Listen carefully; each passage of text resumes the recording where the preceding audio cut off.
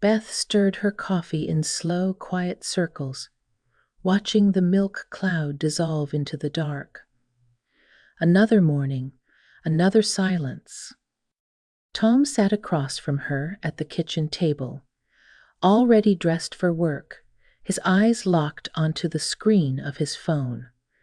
The only sound between them was the occasional clink of his spoon against the bowl. He didn't look up when he said, "You might want to pick up more detergent today." Beth nodded. "We're almost out of bread, too." Ha, ha. And that was it. 33 years of marriage had whittled conversation down to task lists and calendar logistics.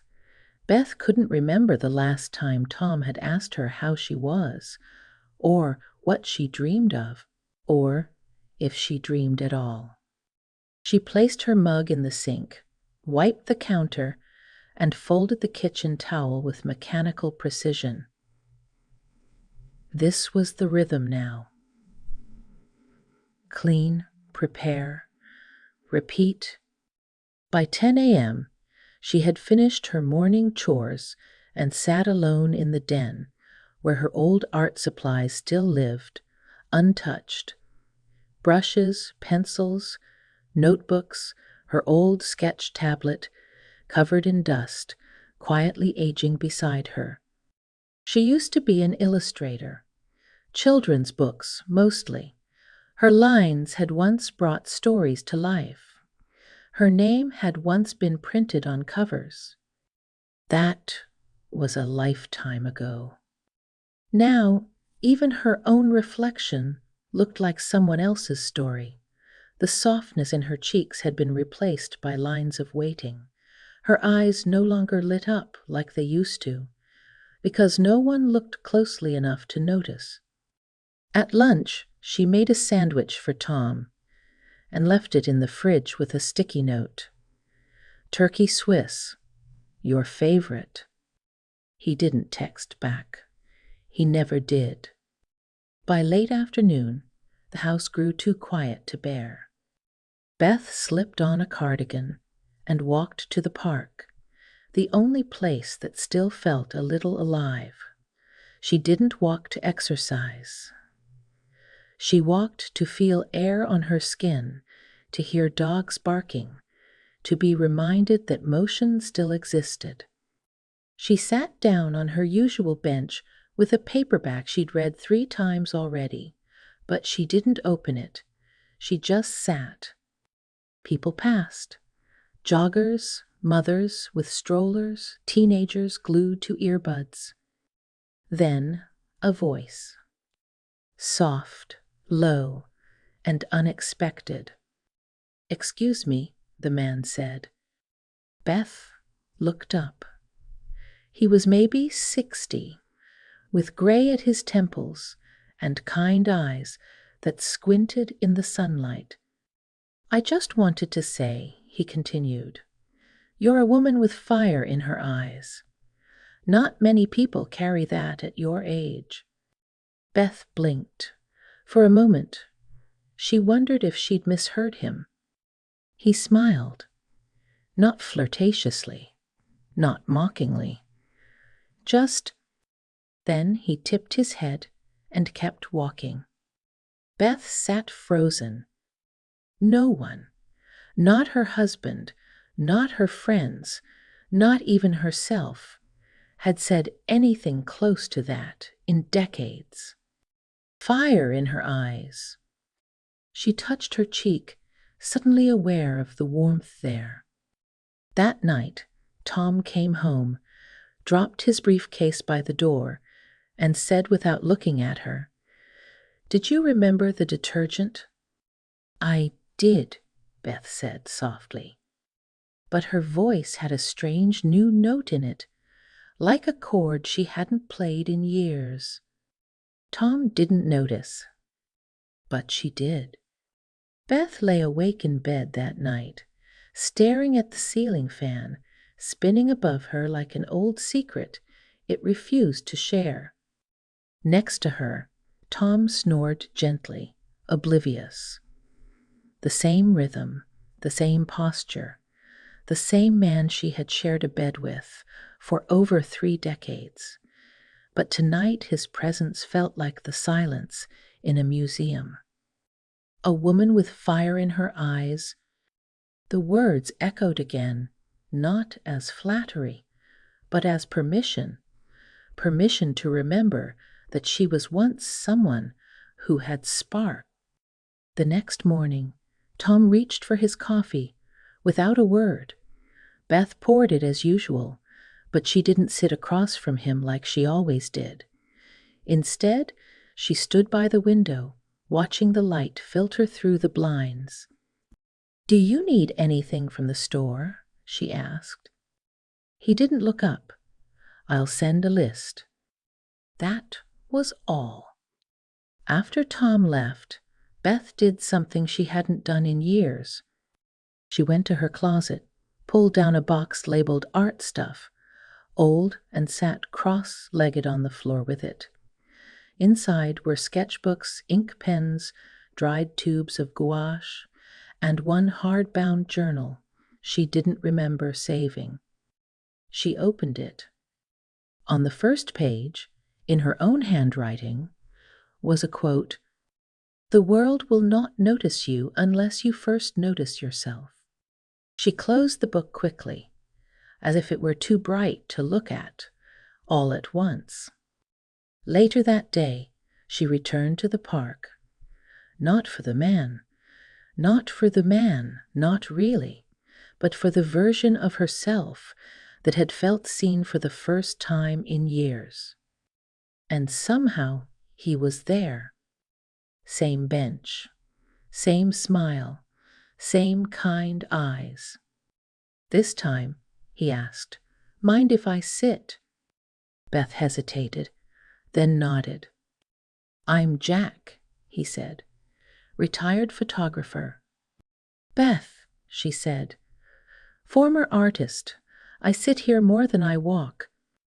Jack chuckled. "We're both in motion then, just differently." There was a pause. Then he said, "I hope I didn't make you uncomfortable the other day." "No," Beth said, "you didn't." She looked at him. "You caught me off guard. No one said something like that to me I can't remember." Jack tilted his head. "Then someone's been sleeping on the job." Beth laughed, surprised at the sound of it. They talked for a few more minutes, about nothing and everything. Books. The leaves changing early this year. How silence can be both comforting and crushing. Before he left, Jack said, "You don't walk like someone who's given up. You walk like someone who forgot she still knows how." Beth sat there long after he'd gone, heart full and quiet, as if her soul had stretched a little and let in some light. That evening, Tom asked from the hallway, "Did you get my message about the frozen pizza?" Beth, washing a paintbrush she'd just used for the first time in a decade, replied without turning around, "I didn't check my phone today." She placed the brush gently on a towel to dry. The colors weren't right yet, but they would come. So would she. Beth woke before sunrise the next day, not because she had to, but because her mind was awake before her body filled with color. She made coffee quietly, then tiptoed into the den, the room that had once been her studio before it became a storage space for old furniture and forgotten hobbies. She turned on the lamp. The soft, amber light fell across the table where she'd left her sketch pad the night before. There, in uneven strokes of cobalt and charcoal, was the outline of a woman looking into a mirror. Half her face was clear, wide-eyed, curious, the other half blurred in hesitation. It wasn't perfect, but it was alive. She picked up the pencil again. Her hand moved slowly, but with intent, as if the part of her that had once needed to draw had only been sleeping. That afternoon, Beth posted a picture of the sketch to her long-abandoned Instagram account. No caption, no hashtags, just release. She expected nothing. But a few hours later, she saw a comment. Denali, Children's Press. Beth Ellison. Is this your new work? If so. Emily had been her editor, years ago, the one who'd fought to keep Beth's whimsical watercolors in print. Beth stared at the comment, blinking. She didn't reply. Not yet. Instead, she closed her laptop and slipped on a light scarf. The park called to her again, not for Jack, not even for inspiration, but for that part of her that felt most alive under open sky. She found Jack sitting on their now unofficial bench, camera in hand. Back again, he smiled. Beth shrugged. Seems I've gotten into a habit of chasing light. He lifted his camera. Mind if I... She waved a hand. Go ahead. Just don't expect anything glamorous. Jack snapped the shutter once, then lowered it. You don't need glamour. You've got presence. Beth looked away, uncomfortable but strangely flattered. You ever show your work? He asked. Used to, she said, before life got practical. He nodded. Practical has its place, but so does wonder. They sat in easy silence for a while. Then Beth asked, Why did you say that thing about the fire in my eyes? Jack looked out toward the lake. Because I saw it. And I've learned, when something beautiful crosses your path, you say it. People carry too many invisible gifts. Someone should name them. Beth felt something tighten in her chest, and then slowly unravel. That night, back at home, Tom was watching TV, remote in hand. Where were you this afternoon? He asked, not looking away from the screen. Beth considered lying, but she didn't. I was drawing, she said, and walking. Tom frowned. What's that supposed to mean? She didn't answer. Instead, she walked past him, into the den, and gently placed a sticky note beside her newest sketch. She forgot, but she's learning again. Beth stepped back, took it in, and smiled, half proud, half afraid. Not for how Tom would react, but because for the first time in years, she had something to lose that belonged only to her.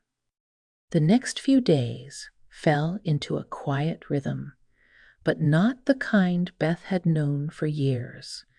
This rhythm was hers. Every morning, before Tom stirred, she'd brew her coffee, slip into the den, and paint. Not always with purpose, sometimes with doubt. But each stroke on the page felt like a breath she hadn't realized she'd been holding for decades. By the end of the week, she had 6 finished pieces. Women, middle-aged, older, weathered but radiant. Some with tired eyes, some smiling slightly, all of them seen, all of them carrying something beneath the surface. Sorrow, strength, stories. She posted 1 sketch a day to her Instagram, quietly, privately. And yet, people noticed. A message came in from Emily, her former editor. Beth, your work still carries magic. We're reviving our classic children's line and want to include legacy artists. Would you consider meeting? Beth stared at the screen, stunned. Yes, yes. That evening, she met Jack at the cafe across from the park. He was already there, a mug of tea steaming in front of him. You're glowing, he said. Beth laughed. Must be the caffeine. He tilted his head. Or maybe.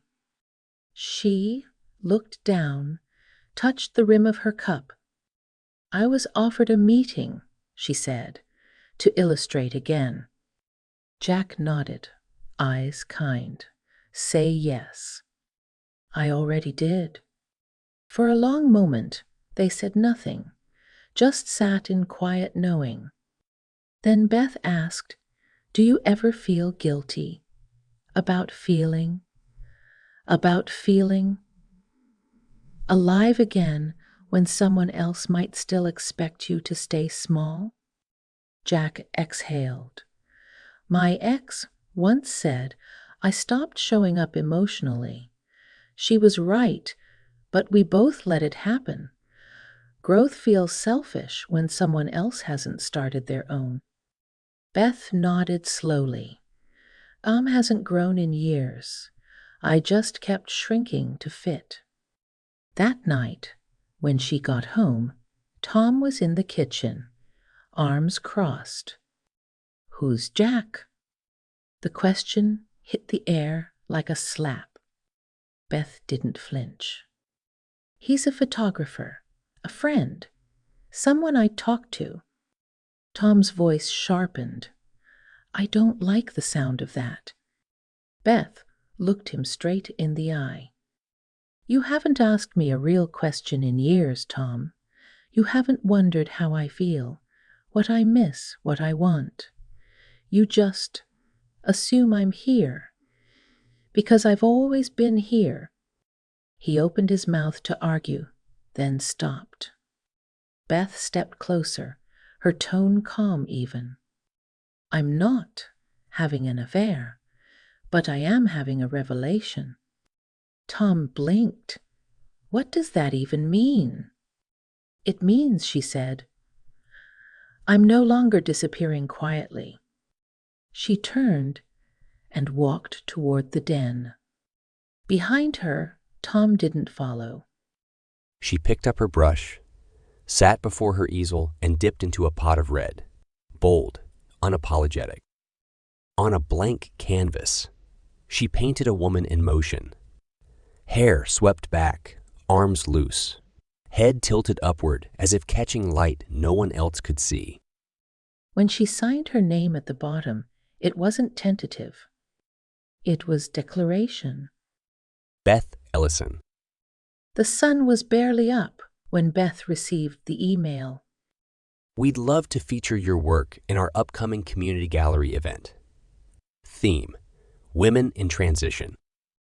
She stared at the subject line like it might vanish, then read it again, and again. Tom shuffled into the kitchen behind her. You're up early, he muttered. Beth closed her laptop gently. I've been painting. He pulled the milk from the fridge. Another hobby now? She didn't answer. She didn't need to. The gallery was small, just the back of a locally owned bookstore, but the walls gleamed with color and story. Beth's paintings hung along the far side. 6 women, each caught mid-moment, looking out windows, walking alone, standing in water, rising. She titled the collection. She reappeared. Jack came, of course, standing quietly in the corner while Beth talked with guests. He didn't hover. He didn't need to. Leah arrived next. Her daughter, 31, busy and skeptical of anything sentimental. But as she stood in front of a painting of a woman staring at her own reflection, Leah whispered, "Mom." Beth smiled. "It's all of us." Leah turned to her. "I wish I'd seen you sooner." Beth touched her hand. "So do I. But I'm here now." And then Tom appeared. He wore a sport coat, a little wrinkled. He stood stiffly, uncertain, scanning the room like a guest at someone else's party. Beth walked toward him, calm and grounded. He looked at the painting titled Unseen, a grayscale figure at the dinner table, her form fading around the edges. Tom's jaw tightened. "Is that supposed to be me?" Beth tilted her head. "It's supposed to be us when we stopped looking." He swallowed hard. "I didn't know you were unhappy." "I wasn't," she said. "I was invisible." He looked lost for a moment. Then, quietly, Beth offered a soft, sad smile. "You can start by seeing me. Not the wife, not the cook, not the woman who answers your dry cleaning questions. Me." Tom nodded, but she could tell he didn't fully understand. "Not yet." And that was okay. This time, she wasn't waiting. That night, Beth lay in bed, staring at the ceiling, not in numbness, but in awareness. The ceiling hadn't changed. The room hadn't changed. But she had. And no matter who did or didn't see it, the world would soon know. She was no longer someone who sat quietly on the edge of her life. She was the one holding the brush. The workshop flyer read, "Drawing from Within, a creative space for women over 50 rediscovering themselves." Underneath, in elegant serif font, Instructor, Beth Ellison.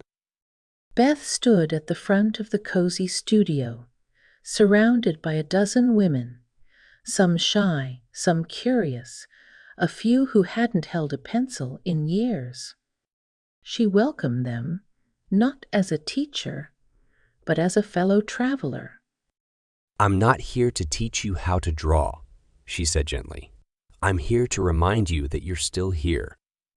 In the weeks since the gallery show, Beth's world had widened. Her mornings now began not with silence, but with color. Her afternoons, sometimes with laughter. Leah would drop by to sketch beside her. And some evenings, Jack would stop by after his walk, bringing fresh coffee or a new poem scribbled in his notebook. They didn't define their relationship. They didn't need to. Beth had no desire to trade one role for another. This wasn't about romance. It was about resonance. Tom had changed too, subtly. He washed his own clothes now, made his own appointments. Sometimes he asked how her work was going. Sometimes he listened. But Beth no longer waited for him to notice her. That power had returned to where it always belonged. On the last day of the workshop, each woman presented one piece they had created. Tears were shared. So was laughter. Beth saved hers for last. She unveiled a self-portrait, not from a mirror, but from memory. A woman with streaks of gray in her hair, shoulders relaxed, eyes steady. Behind her, layered silhouettes of who she had once been. Young artist, exhausted mother, silent wife, grieving woman. In front of her, blank space, undefined. Open. The title, Becoming. The room stood still, then applause, soft, honest, full. That night, Beth stood on the porch of her small studio, coffee in hand, a shawl around her shoulders. The stars were out. She breathed them in.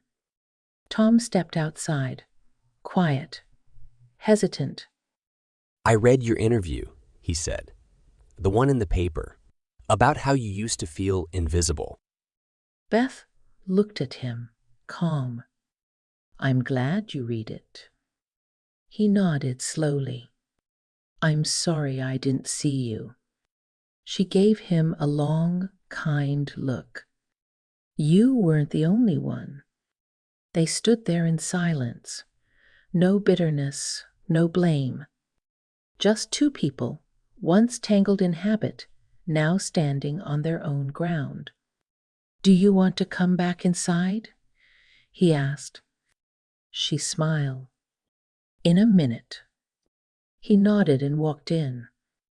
Beth looked up once more. She whispered, not to the stars, not to the man inside, but to herself, I am here. And this time, the whole world seemed to answer back. Yes, you are.